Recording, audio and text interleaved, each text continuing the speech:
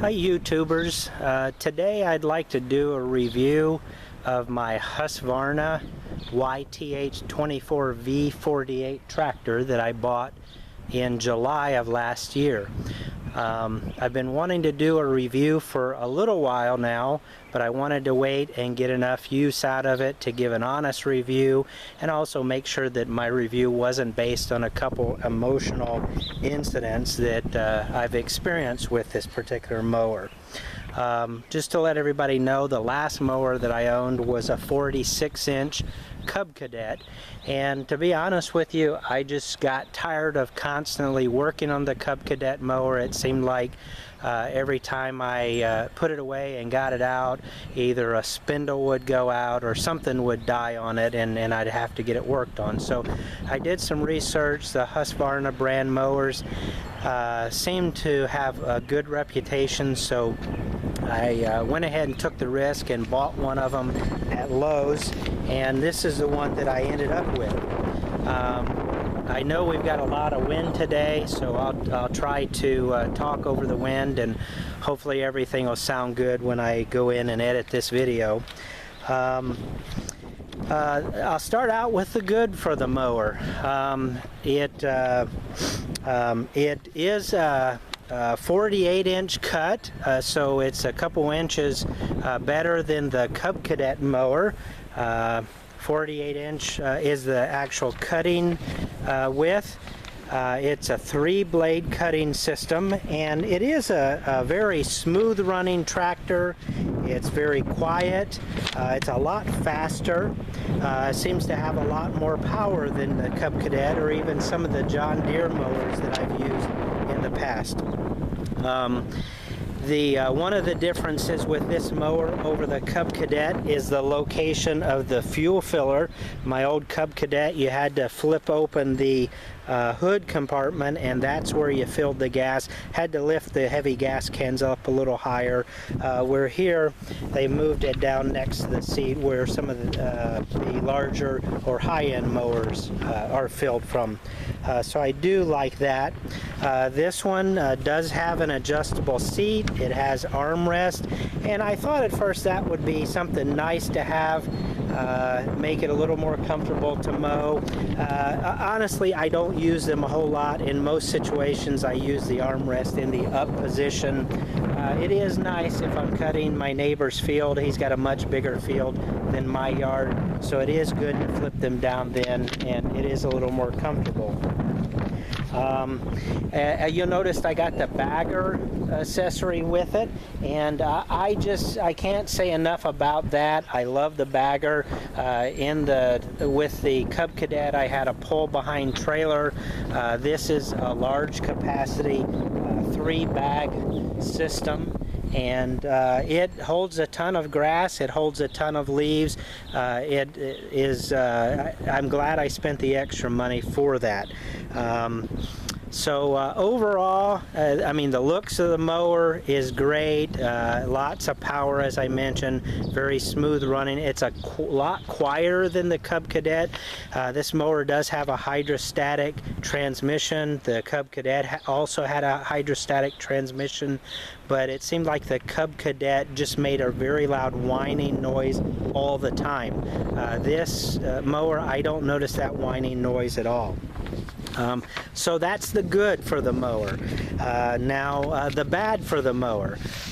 This is the second one that I've had at my house. The first one that I brought, as I mentioned, I bought it at Lowe's, and the very first time I started it up and went to use it, it blew up in my driveway. The engine fired up. As soon as I engaged the blades, there was a very, very loud bang, loud noise, a big puff of smoke, and the engine just died, and it would not start back up. That's where my troubles began. I called Husqvarna for service, and well, first I called Lowe's. Lowe's recommended that I call Husqvarna, and the Husqvarna folks immediately asked me if I purchased an extended warranty. I told them, hey, I haven't had it 24 hours yet. This should be under the regular warranty. And they immediately said, well, before we can do anything, you're going to have to put the mower back on your truck. You're going to have to bring it out and let us take a look at it, and we'll get back with you then within 30 days. Well, that wasn't what I wanted to hear. I wasn't happy with that, and I was ready to take the mower back and be done with it at that point in time. I did call back to Lowe's, talked with them, gave them my experience with the Husqvarna folks, and Lowe's was really the one that saved the day, because the Lowe's customer support people were very easy to deal with. The manager took care of my problem. I didn't even have to take the mower back. They put another one on a truck and delivered to me.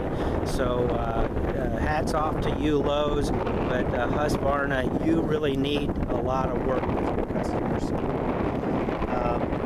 Now, the next problem that I ran into once I got it and got the mower running, first time that I went to use it, I found that apparently Husqvarna doesn't want people to use reverse on their mower, because the first thing I noticed is this reverse pedal right here. It's a plastic pedal. It's very small, it's very thin, it's hard to get your foot on it and press it down hard enough to go backwards. When you do get your foot on it and you press down, you'll find out right away in the top 3 deck height settings that you just can't go anywhere. And this is purely design and engineering, a bad flaw, and how this mower made it past quality control, I really don't know. And this is what I want to point out right here. This is the bottom of that reverse pedal. This is the spindle safety cover. When you press down on this reverse pedal, you see it comes in contact with that plastic spindle cover. Well, while this mower is in the upper 3 settings, there's no way that you can go backwards, because that pedal comes in contact with that and you physically cannot press it down anymore. To remedy that situation, I was able to take a hacksaw and just cut a notch out. Now I can press down without worrying about that pedal coming into contact. Now, that was not the first fix that I wanted to go with. This was something that I wanted Husqvarna to respond to. I did speak with Husqvarna again on the phone and told them the problem, and the lady that I got on the phone said to me, well, why do you need to go backwards? I wasn't happy with that answer, but I told her that I would like to be able to back it into my shed when I'm done using it, and her reply was, well, why can't you pull in forward? I immediately said, well, I can pull in forward, but how am I going to get the mower back out then? And she said, oh, I didn't think of that.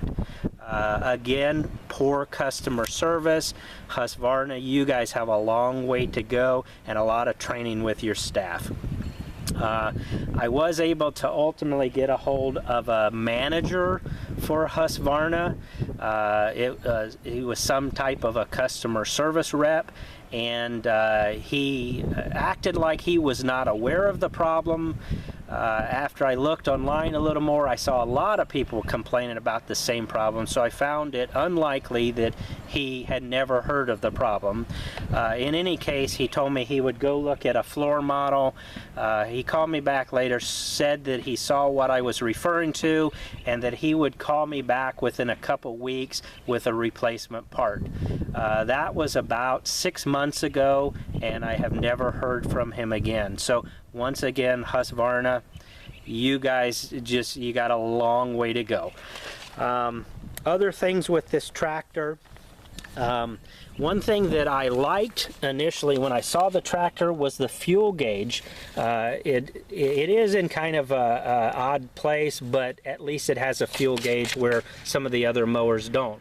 The problem is the plastic that they used is totally opaque, and it doesn't matter what the fuel level is on here, you cannot use this window to tell where your fuel level is.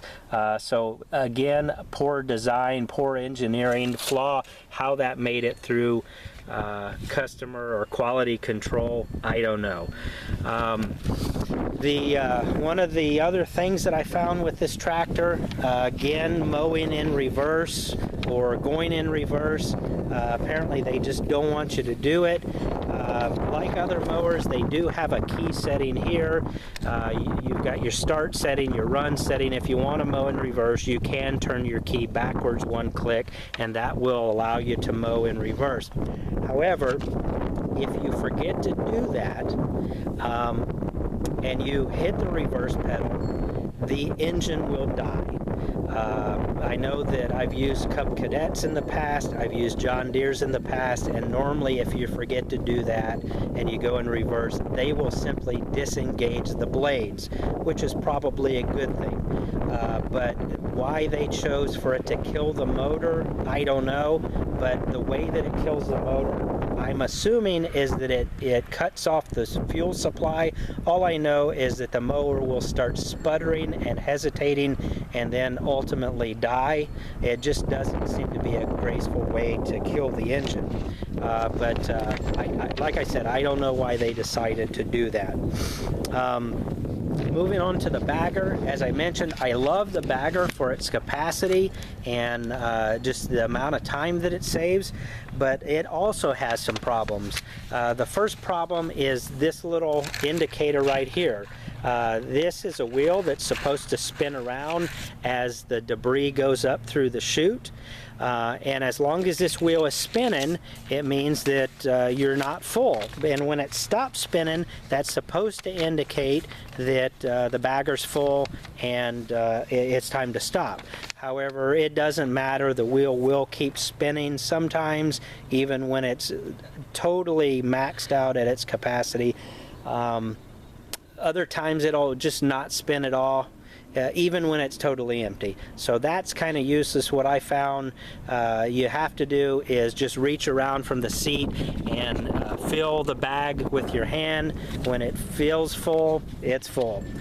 But that's kind of a bad design. Now, I've not used this type of bagger on other mowers like the Cub Cadet or John Deere, so I really don't know what type of indicator they use, but what they have here just doesn't work well.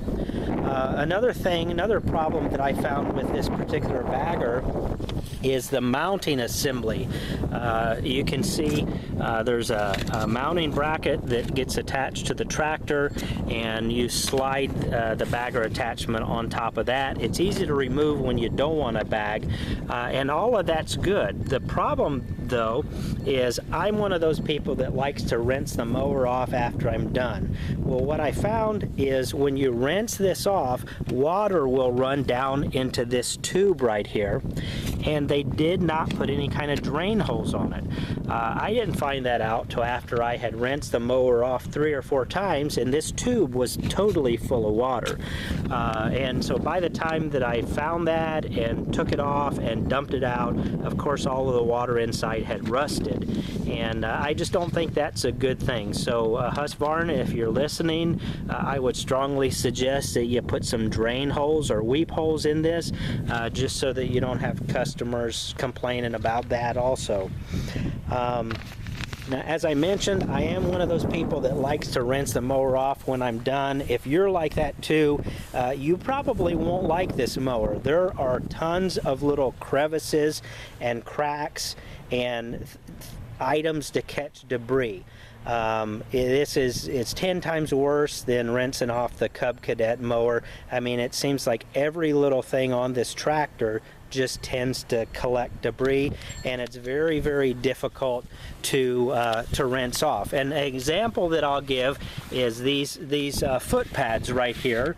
It's a plastic foot pad. It's mounted, but for some reason they do lift up slightly, and they lift up just enough for grass and leaves and sticks to go under, and then they get pinched underneath that, and it's very difficult to lift that up and get all of that debris out. It's just not a happy way to go about it. Don't know why they did it that way, but for some reason they did. So I think the only other thing that I would say was poor design with this tractor is the location of the deck raise and lower handle. I know my Cub Cadet and some John Deere tractors that I've used, the handle was over on the right side instead of the left side. Now, this isn't so much of a problem unless, like me, you have the bagger attachment. With the bagger attachment, you cannot exit the tractor from the right side of the tractor because the bagger's there. Well, with this handle on this side, when you go to exit the tractor, this handle's right in your way so that it catches your hip or catches your thigh every time you get off of the tractor. So you can't get off that way, you can't get off this way. I don't know how you're supposed to get off that. It's an easy fix if Husqvarna could simply move that over to the other side of the tractor. As far as problems that I've experienced with this tractor, other than those that I've mentioned, this year when I got the tractor, I noticed that the throttle pedal, when I would press down on it, it would tend to stick, and it didn't feel like it was a lubrication thing, because it felt like something was engaging and actually holding it down. After lots of looking around and taking the deck off of the tractor, looking underneath it, what I found was it was the cruise control setting. Underneath the hood, there is a, I don't know if we'll be able to see it. I'll try to zoom in on it. There is, see that brass gear with the teeth right there. That engages with, I don't know if you can see the little item above it with matching teeth. When you engage this cruise control handle, those teeth engage. Well, for some reason, even though I was not engaging the handle, those teeth were grabbing each other. Just one or two teeth were making contact, but that was just enough to keep the tractor moving forward, even though I had taken my foot off of the pedal. So I think that's a safety hazard, safety design, because the tractor definitely would not stop if you took your foot off of the accelerator pedal. I played around with all of the adjustments, all of the settings. I was not able to get that resolved any other way than removing the cotter pin that is attached to the linkage, and so right now I have no way of using the cruise control even if I wanted to. So what I'm planning on doing is, the first time that I take this tractor in for service, I will have them take a look at that, and we'll see what they have to say about that and get that working the way that it should. That's about it. Those are my experiences with the tractor. So overall, thumbs up or thumbs down. Yes, I like the tractor for its power, for its speed. It cuts very fast, it cuts very even. It's easy to remove the deck and put the deck back on.